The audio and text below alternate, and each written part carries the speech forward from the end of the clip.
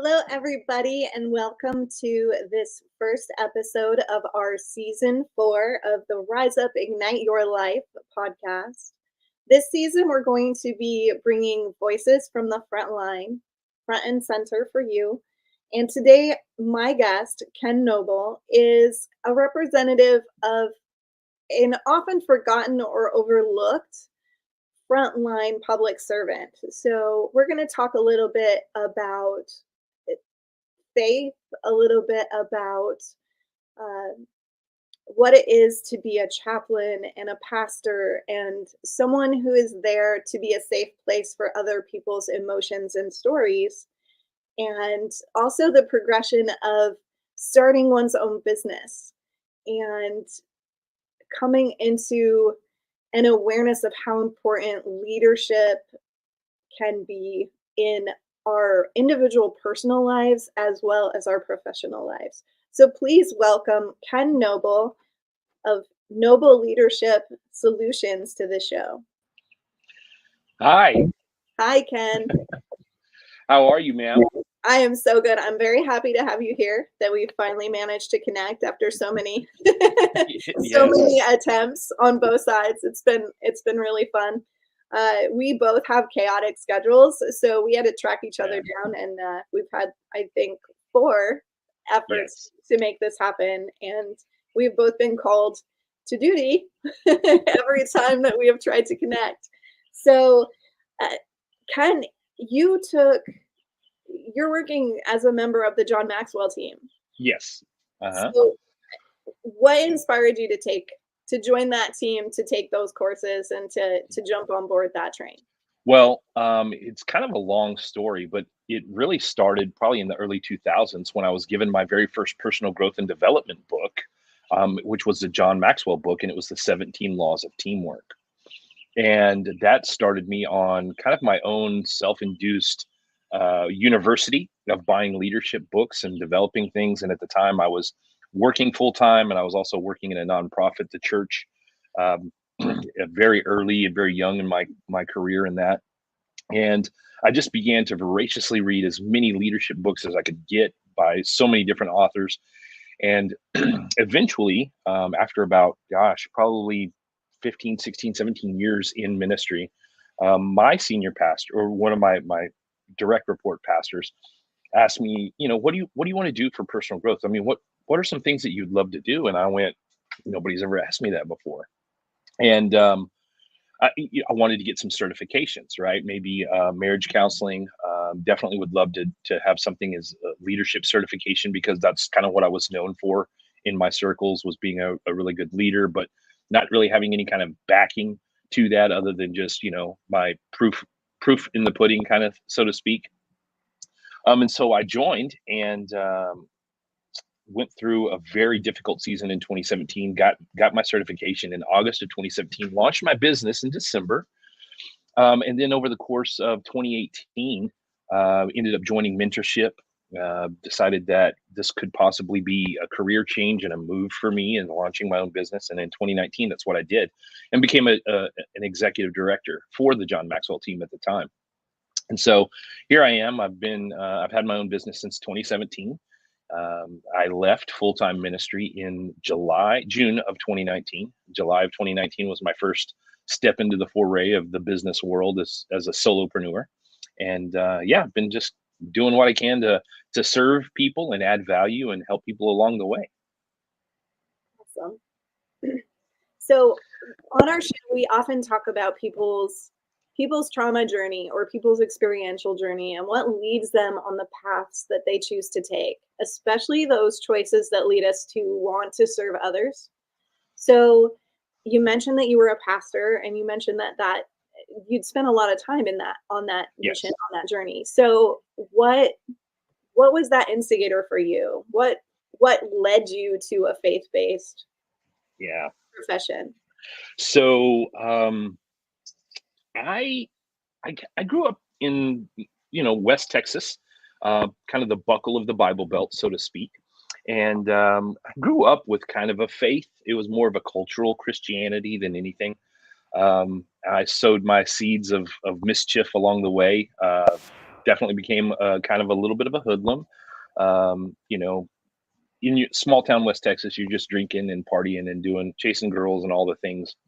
Ended up getting married. I was about 23, and probably the first year and a half, my wife and I had a lot of marriage issues going on, and we were kind of hit and miss with church. And we ended up getting involved in a Bible study. And by the end of this Bible study, I'd had such an eye-opening experience about my faith. Felt really called to make a difference in the world around me through my faith. I had a very powerful conversion experience. Went from being in the bar 4 nights out of the week to being in the church 4 nights out of the week.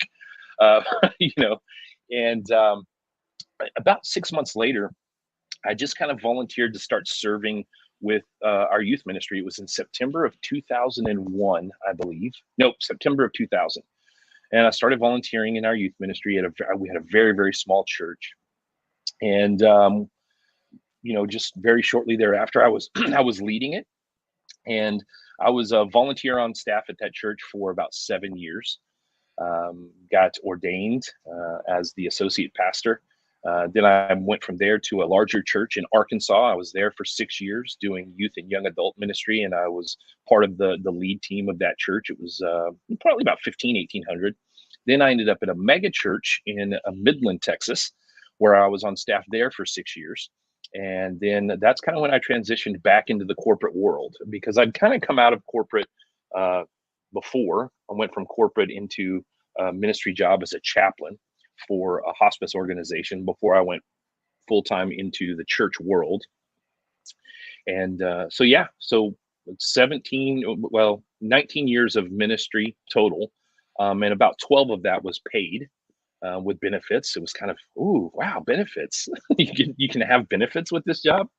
And my journey there was really about the transformation that I personally experienced through my encounter with God, and understanding that it wasn't about, I tell people this all the time, it's not about wearing the team jersey. It's about actually getting on the sidelines and then getting into the field, not just being a spectator, to the sport. And that's what happened for me, is I went from being a spectator and kind of wearing a jersey every now and again to being a frontline player, in helping to meet people's needs, serve them where they were, help them to grow in their faith and become more of what they felt God was calling them to be. And it was an amazing adventure. I loved every minute of it. If you would have ever told me that I would leave ministry to pursue something outside of it, I would have laughed at you. But at the time, whenever that choice was made, there were some decisions that had been made, and some things where I wasn't satisfied with my job anymore as a pastor. I wasn't really doing the things I felt called to do, and so starting my own business kind of opened the door to do that, in a much more powerful way. So some of you guys out there in the audience might be going, okay, so this guy's not a first responder. This guy's not a firefighter or a police officer, or he's not talking about his military service. And you guys know that that most of my guests have one or more of those monikers, that they come from those worlds. What this season, what our intention is to bring awareness to some first responders that are often not realized. So when I say what for us, our definition of what is a first responder, we're talking about those people who serve their country and community, who are exposed to the potential of violence, who are exposed to other people's scenarios, other people's pain, other people's suffering, other people's traumatic wounds.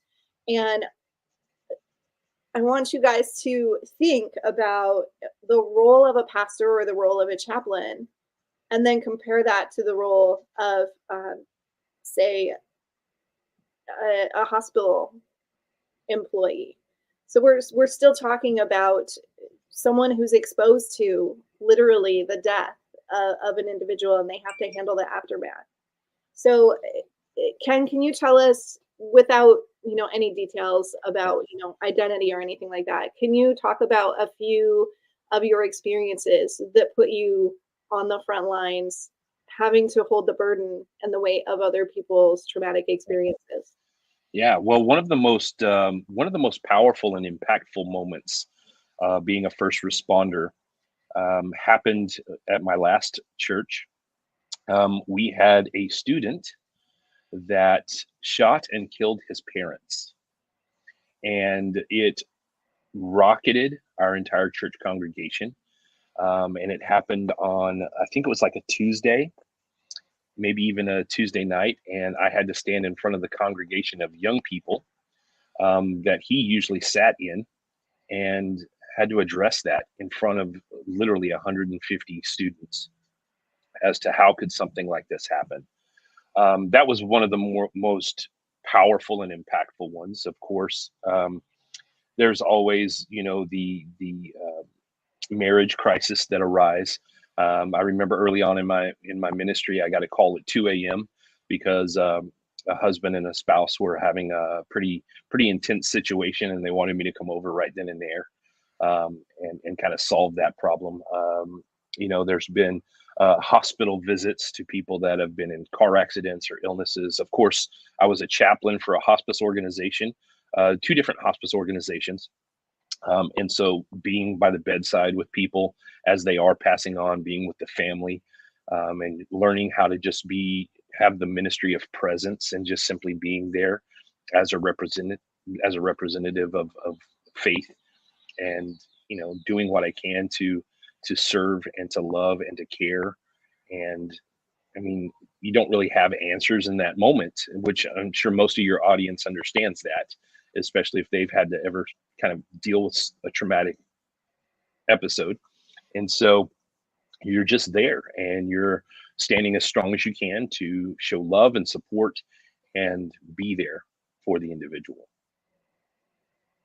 So, from your experience, this is the foundation for occupational traumatic stress. A lot of these occurrences happening repeatedly over and over and over again. Does your profession, or did you notice in any of you were with multiple organizations, were you taught about post-traumatic stress and the signs and symptoms, and given resources to help yourself stay healthy? No, not at all. Actually, and you and I had talked about this before, the pastoral profession is one that is actually applauded for self-sacrifice and giving of yourself above and beyond others. It's not uncommon for people to be upset with you if you didn't answer their phone call when you were on vacation, when they were having a traumatic experience with their family. Somebody passed away, and they call you to let you know, and you don't get back to them right away, and they're like, well, why didn't you call me back? Well, I was on vacation with my family, but I needed you. It's things like that. As a firefighter or police officer, and you're not on call, you're on vacation. Ideally, you're leaving the beeper, the pager, whatever it is, and you're taking the week off. But when you're a pastor, everybody in the congregation has your phone number, and it's they don't care what time of day or night or what's going on. You're going to get a call.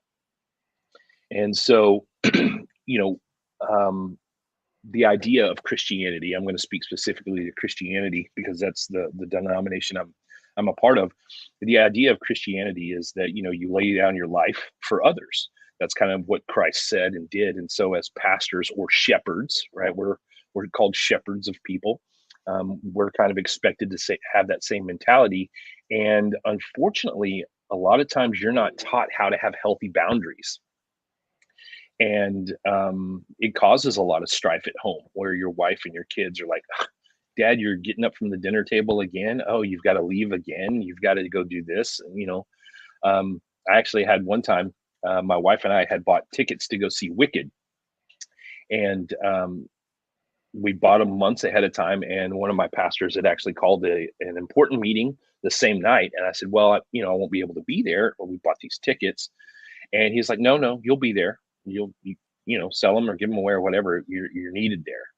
But at the end of the day, that wasn't it wasn't an important meeting that he hadn't already shared at a staff meeting, and that he didn't share later on that week and then share on Sunday morning. It's like, I've already gotten this information, and you're going to give this information out a couple of other times.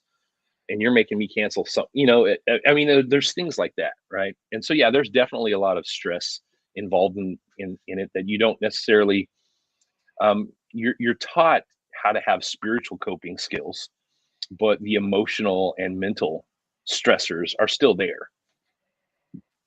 And the focus is on your relationship with God, not necessarily your relationship with individuals. Yeah. I mean, with Christianity, it's like you're not, especially as a pastor, you don't want to be the answer to everyone's problems. You don't want to be Jesus. You want to point them to Jesus. But at the same time, a lot of times you're kind of a stand-in representative for that. And so it's just an interesting place to be as a pastor. And I never even thought about pastors and chaplains being a first responder until you said something to me about that, and I was like, oh my gosh, you're exactly right. My wife is a nurse, and so I get that part of being a first responder.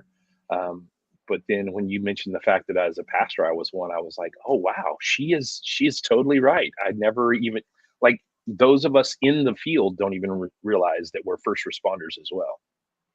Right.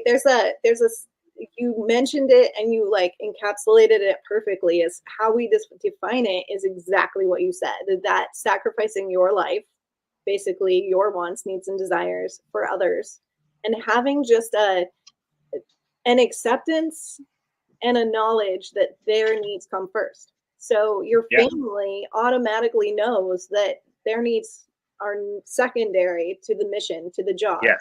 to the calling, whatever you guys want to call it, whatever it is, that profession takes over that first place position, where in a healthy model, in a healthy work environment, Yeah. work comes secondary to your Yeah. personal wants, needs, and desires, and to your family and Yeah. your life. Yeah. Your life becoming secondary is one of the key components. Yeah, and we talk about that in ministry as well. I mean, you can talk with any pastor that you want to, and ideally, we know that God, family, and then ministry. But it's so easy for those lines to be blurred and crossed.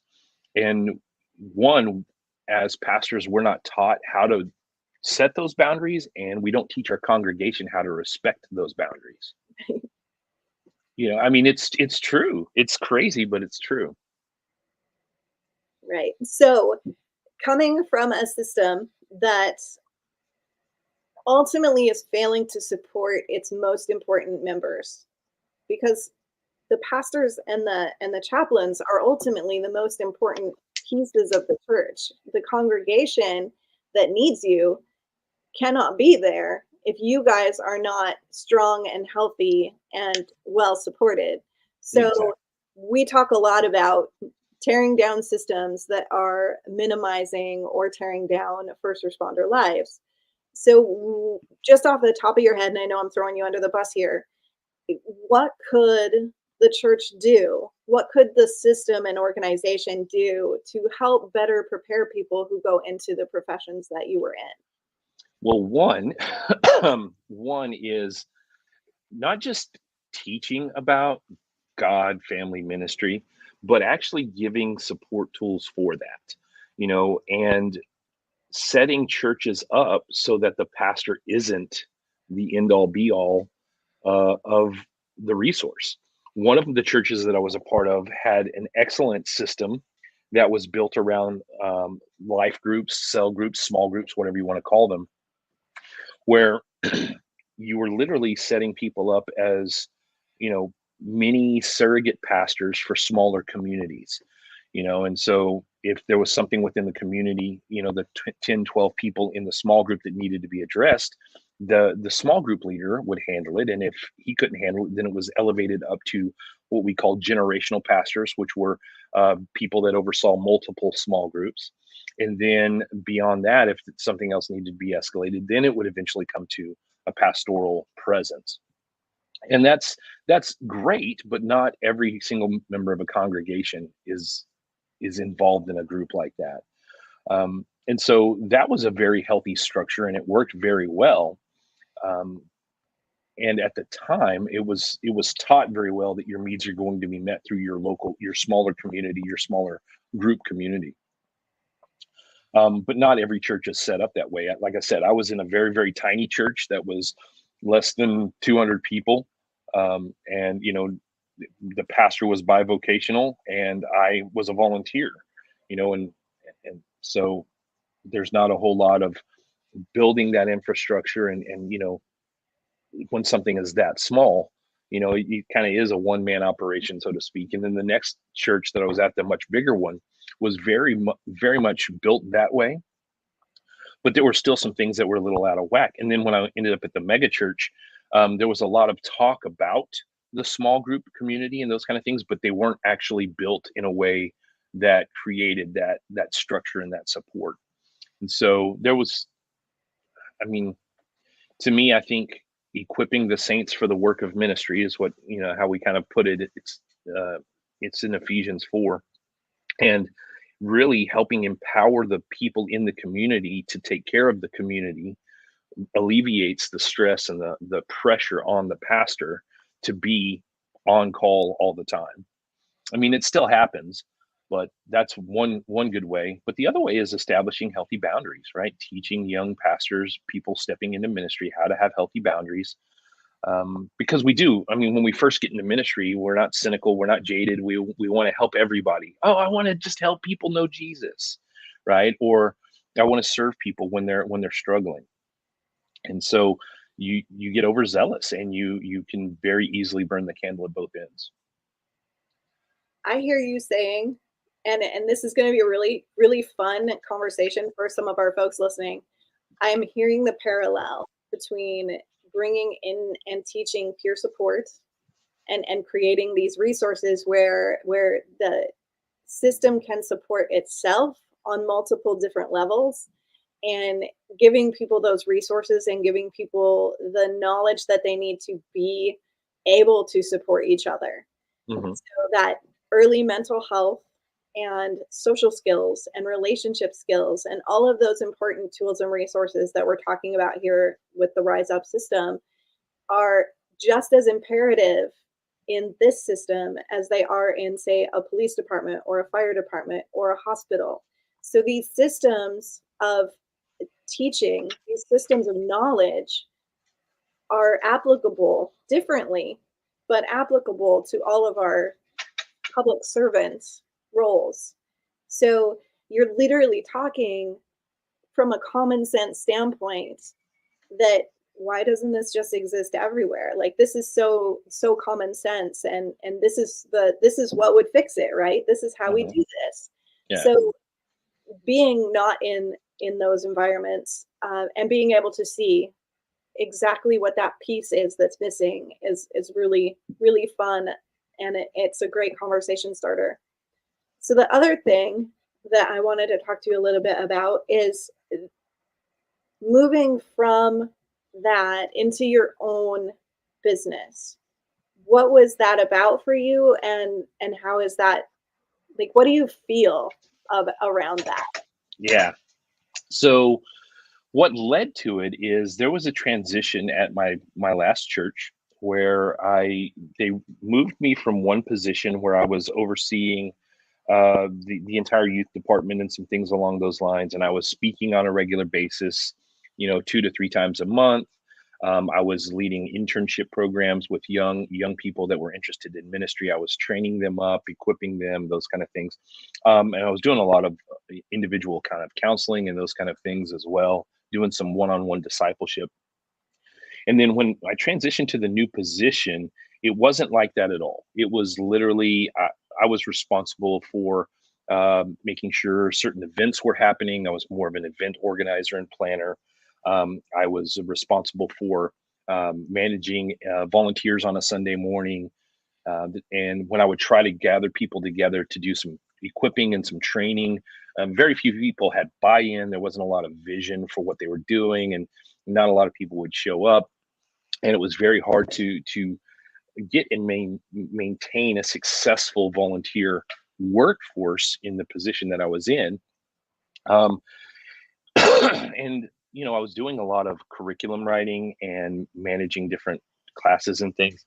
One Sunday morning, I counted I was responsible for 13 different departments that were happening. And that really wasn't what I got into ministry for. I wanted the hands-on, one-on-one doing the work of ministry, preaching the gospel, those kind of things. And so, as the time progressed and I began to realize that I just didn't enjoy my day to day, my Monday through Thursday. Loved Sundays, right? Loved being with the people and praying with people and supporting people that way. But all the planning and all the stuff Monday through Thursday just wasn't hitting that for me. But through the John Maxwell team, right, I was leading masterminds in the evening, which is very much like a small group discipleship. We're holding each other accountable. We're learning. We're growing. I was doing coaching, which is very much like one-on-one discipleship, helping people to grow and become exactly what they wanted to do and be in either their business or their personal life. And I was also taking vacation days to go and speak at organizations, teaching and training them about leadership. And so everything that I loved about ministry, I was doing apart from ministry as my little side business. And so eventually it was like, are you happy here? And I was like, I'm not unhappy, but I'm not happy. I'm not just ecstatic to be here. So the discussion happened, and we ended up moving towards me leaving the church and starting my own business. And so that's what I did. Little did I know that there was a pandemic right around the corner. Little did I know how difficult it was going to be to start this business. I mean, I saw the need for what I was doing, but the community I was in, and I mean, most people don't really think about a firefighter until their house is on fire. You know, they're just kind of there, and so you know, providing a service for people that's not top of mind for became very, very difficult for me to get into. And then so I went full time with my business in July. July was good, but as we got closer to the holidays, business started to trickle off. And then as it was starting to pick back up in the spring, we had the pandemic launch, and that was just a crazy time. So I definitely had to learn how to pivot and do some things. And then in the middle of the pandemic, we moved to a new city where I knew zero people, and I restarted, launched my business all over again. So yeah, it's been a fun journey for sure. So I'm going to throw you under the bus again because we didn't Okay. talk about talking about this, but Hmm. uh, your wife is a nurse. Hmm. So what was that experience? Being the husband, being the support system for someone who is in the middle of that pandemic. Yeah. Well, at the time of the pandemic, I was actually working part time as a chaplain as well. So my wife at the time was a hospice nurse, and she was in management at a hospice organization there in the city we were at. And she, it was very difficult. They were running out of supplies. They, she was exhausted just carrying the mental stress. I mean, literally, you're dealing with people that are on the verge of dying, but now you have this virus that, if they're exposed to it, speeds up and harkens the clock, so to speak. And so you're doing everything that you can to be as safe as you can with your clients. At the same time, you're dealing with supply shortages. You're having to, have one N95 mask that, this is my one mask, and glove shortages and all the things that we saw. It was very stressful. And of course, I was a chaplain at the time, and the chaplain became a non-primary caregiver. And so whenever it happened, I shaved off my beard so I could have my N95 mask, which that was a big thing because I'd had my beard for years and years. And then I ended up never seeing a patient again. It was strictly via the phone, if they wanted to talk, if not. So it was a very stressful time for us as well. At the same time, um, just prior to the pandemic, we found out that my father-in-law was having health issues. That's what spurred our move here to Waco. So here we are in the middle of a pandemic. We're dealing with my business that's not taking off very well because of the pandemic and everything else. We're dealing with the pandemic. We're dealing with a special needs daughter that is now being homeschooled via Zoom. We're dealing with uh, I guess she was in a junior high daughter that's trying to learn how to do work from home. Um, Dealing with the pandemic as a chaplain and as a nurse. I mean, it was just insane. And then, oh, we've got uh, my father-in-law who has a reoccurrence of cancer, and this time he's on some very heavy chemotherapy, and it looks like there's a possibility that he might not make it through. So there was so many stressors during that season and during that time. It was pretty intense. And we fasted, we prayed, felt like it was time to make the move. We moved to Waco. My wife came here for an interview, and at the same time, we loaded up both vehicles in a trailer. And she came for an interview. And while she was interviewing, me and the kids unloaded everything and put it in a storage building because we literally moved here by faith. And then we went back home, and she got a call a few days later that they wanted her to come to work. And so we just finished packing up the house. And she was living and working here for about 2 weeks before she was living here and staying with her parents an hour and a half away, and driving back and forth, um, while we were waiting for our rental.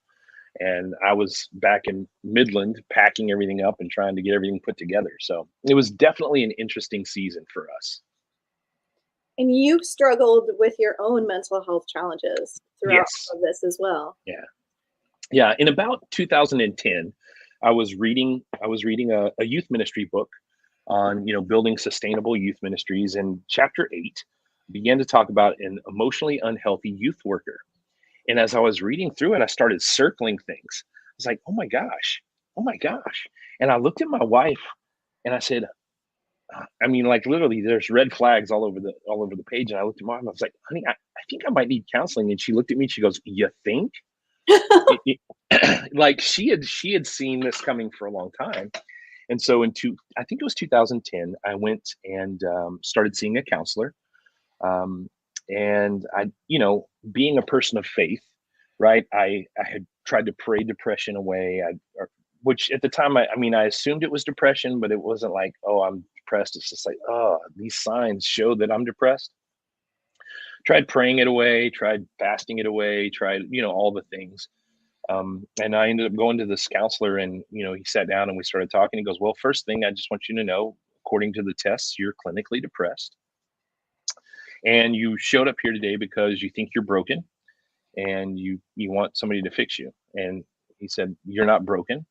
You've got some things that you need to work on. You need to learn how to cope with some things. But this is the way God made you, and this is kind of what you have to learn how to handle. And I just left there crying, because in ministry, right, your pastor isn't your pastor; he's your boss. And so, you don't just go in there and say, man, I'm just struggling to get out of bed in the mornings. I don't know what's going on. You just, you go, yeah, everything's okay. I'm just real tired, or whatever. And it makes sense because you're running all the time. You're just constantly going, going, going. You're out of the house 4 or 5 nights out of the week on top of your normal Monday through Thursday, or Sunday through Thursday, you know, well, actually Saturday, because we had a Saturday night service, 2 Sunday morning services, a Sunday evening small group service time, a Wednesday evening youth group. I was literally going all the time. And so I started going to the counselor, and he addressed some issues and recommended I get on some antidepressants. And man, it was fantastic. It was life changing for me. And I continued to see him until we moved to West Texas. I ended up getting off the medication, the antidepressants. When I moved to West Texas, being in a new environment, new stressors, new pressures, new unexpected events kind of happening.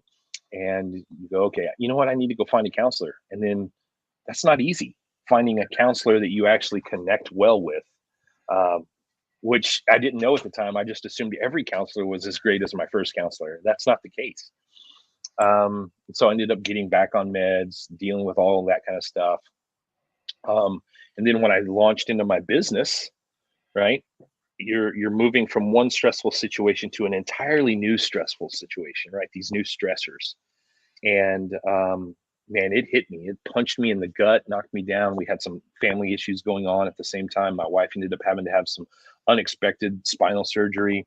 My son was, I guess, 20 at the time, and was acting the fool, so had to deal with some stuff with him. And it was, and I ended up hitting what they call a major depressive disorder, which I didn't know what that was at the time. My wife had gone through it previously, and I understood at that moment why she was the way she was a few years previous, right?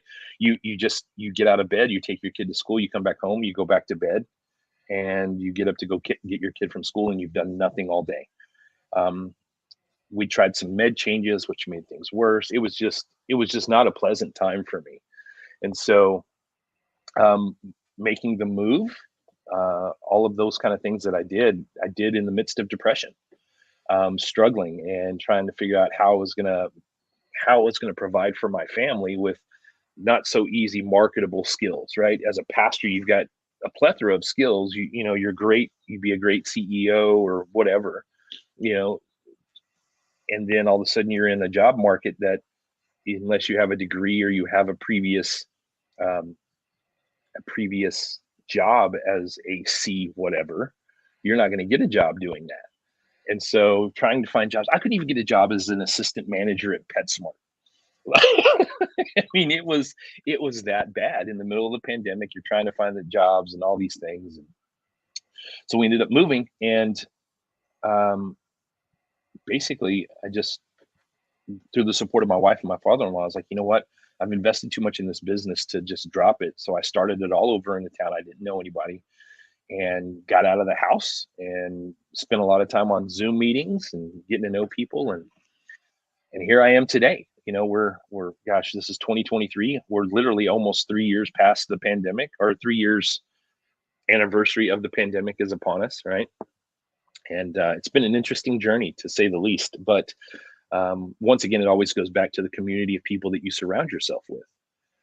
And so finding groups of like-minded entrepreneurs, people of like-minded faith that are also entrepreneurs, getting good medical workers, like getting a good psychiatrist, getting a good doctor, getting all of those things are key and imperative to making sure that you're able to make it through the depression.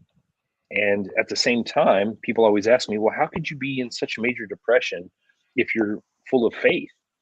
I mean, I was reading my Bible, I was praying, I was journaling, I was hearing from God in the midst of all of it. And I think that's the thing that helped me make it through the depression, was I kept hearing internally, don't give up, keep pressing ahead. I've got you. You're going to be okay. Like, I literally have stacks of journals from the last four years, where God's just telling me, don't give up. It's going to be okay. Yeah, I don't recall the Bible ever saying life is supposed to be easy. No, actually, if you're a Bible person and you read the book of Psalms, you realize that David was actually pretty depressed most of the time. Right? God's chosen king. There were so many Psalms that he'd written in the midst of depression and struggles. I mean, it's part of life that a lot of times in scripture we gloss over. So before we go today, Yeah. what is one actionable step that you would say to people out there that are living the life but aren't fully living the life? Yeah. Well, my first my first response is that you're not alone, right? There are people just like you struggling with exactly the same things, and all you have to do is find them. Ask for the help that you need, right? Get into a community of people. Like, if you're a police officer struggling with mental health issues, there are resources. Krista can point you to that, right? There's organizations that can help you. If you're a firefighter, if you're a paramedic, an EMT, if you're a nurse, right? There is no lack of support in the world today for whatever it is that you're going through. There are organizations for pastors who are suffering burnout, people that, I mean, it doesn't matter what you're doing, there's support out there for you. The second thing for me, and it's because I've experienced it, is that you need to look to the heavens. You need to look to a higher source. You were created by a creator, and you need to connect with that creator to find out your purpose and your passion in order to be um, in order to be strengthened for the journey that you have in this life.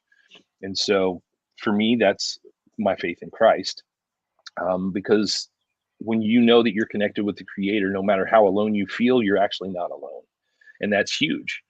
No matter how depressed I got, no matter how bad things were financially for us or whatever, I never once thought about suicide. Because a lot of times people feel so hopeless that that seems to be the only answer, and it's not. It's never. It's never that bad. There's always somebody that you can lean on, that you can reach out to, that can help you.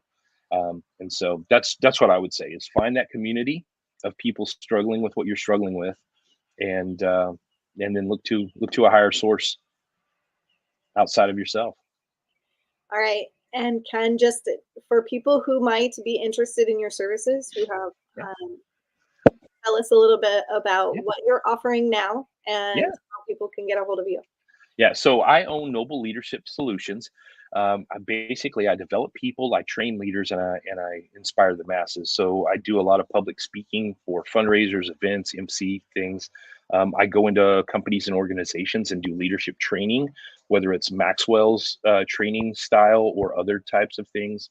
And then I also work one-on-one with people, coaching and helping business owners, solopreneurs, launch and grow their business and grow it to the next level, whatever that might be. And of course, the best way to find me is just through email, Ken Noble at nobleleadershipsolutions.com. You can find me on my website. I'm pretty easy to find through social media at the Ken Noble, TheKenNoble.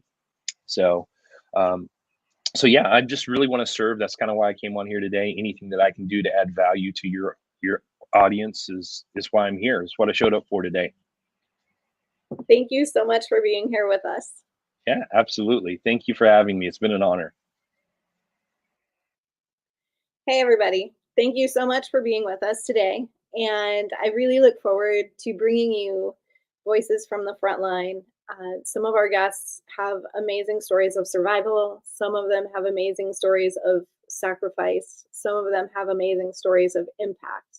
So keep watching. We are going to have an episode every week, and we are back to our normal schedule. So if you'd like to support our programs or our podcast, you can make a donation that is tax deductible to our 501c3 nonprofit, battle2be.org. And I just pointed the wrong direction because everything is backwards on video. Or you can click the button. If you're watching this podcast on Anchor, there is a support this podcast button, and you can do that as well. So please follow us on Facebook at Battle2Be or at Krista Fee. Either way, you'll see all of our updates. We are getting ready to prepare for our spring ferryman mission, which is going to be taking our 2020 Jeep Gladiator Phoenix, which is our memorial vehicle that carries the names of the fallen. We're going to be driving her from Texas all the way up to Washington State and back. So we're going to make a big loop up the coast and then through more interior states to take plaques to families of the fallen, especially those who have fallen outside of their line of duty or service.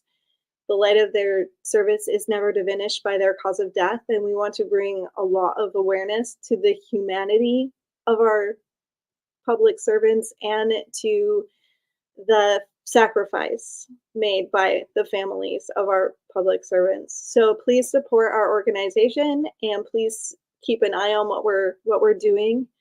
And alone, we're just a drop in the ocean, but together we create a tidal wave. So we can't do this work without you. Thank you so much, and have an amazing, amazing week.